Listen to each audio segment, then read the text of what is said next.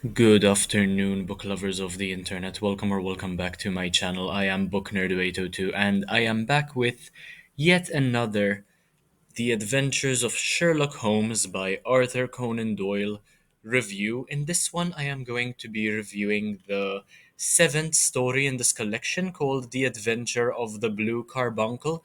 Now, this one consists of about 30 pages, and I rated it a 4 out of 5 stars. It's a fantastic, festive story, perfect to read at this time of year, considering that Christmas is now only 19 days away. I do review these individually because it helps contribute towards my Goodreads goal, and also I get a lot of content out of it. So make sure to take a look at the other stories which I reviewed as well from this same collection. There will be links in the description down below. So, this was a relatively festive and wholesome adventure which I enjoyed quite a lot. I am not certain as to what Holmes and Watson will do with the Blue Carbuncle itself, since it has now fallen into their possession, Holmes' possession specifically. However, Holmes proved once more how much of a good detective and a kind hearted man he is.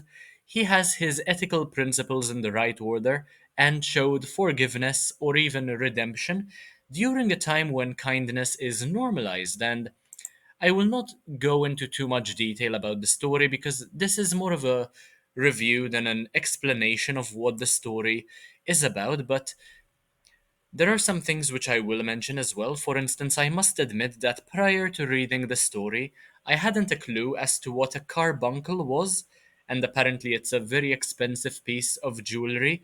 So I suppose I learned something new, even though the story was not necessarily mind blowing, just the kind of thing you would expect from a Sherlock Holmes story from Arthur Conan Doyle, basically. And I suppose that nobody got hurt in this one. There weren't any casualties, even though an innocent man was going to be sent to prison at some stage for the theft of the very expensive piece of jewelry, the carbuncle. But yeah, truthfully, nobody got hurt, save for many birds, I suppose, which were killed and consumed during such a festive season. So I'm sure that PETA would have something to say about that if they were to read this story. The bird economy certainly went up in this one, and yeah, if you read the story, you will very clearly and easily understand why.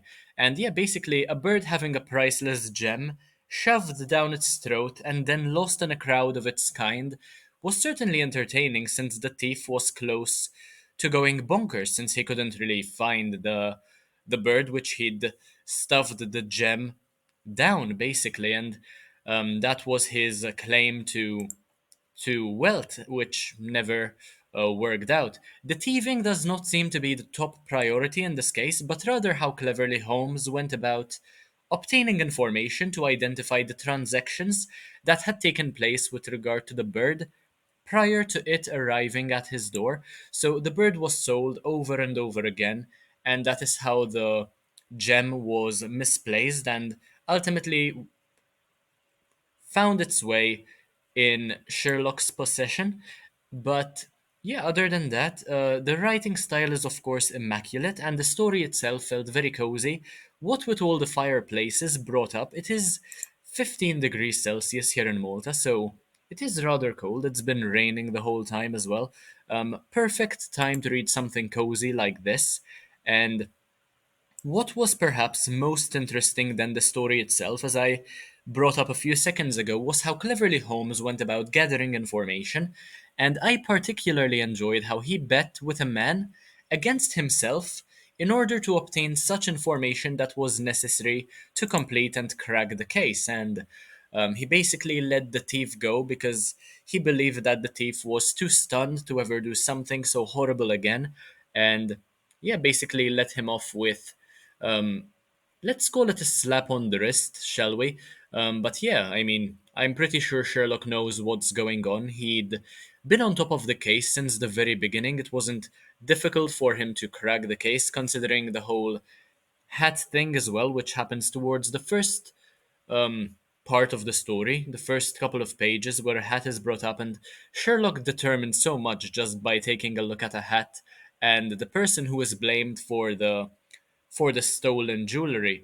But yeah, I think that is all I had to say about this one. I would highly recommend The Adventure of the Blue Carbuncle, the seventh story in the Adventures of Sherlock Holmes by Arthur Conan Doyle. If you enjoyed this video, make sure to leave a like, comment, share, subscribe. Take a look at the rest of my content because why not? It's absolutely amazing. Thank you all so much for watching, and I'll see you in the next one, hopefully very, very soon. Bye, guys.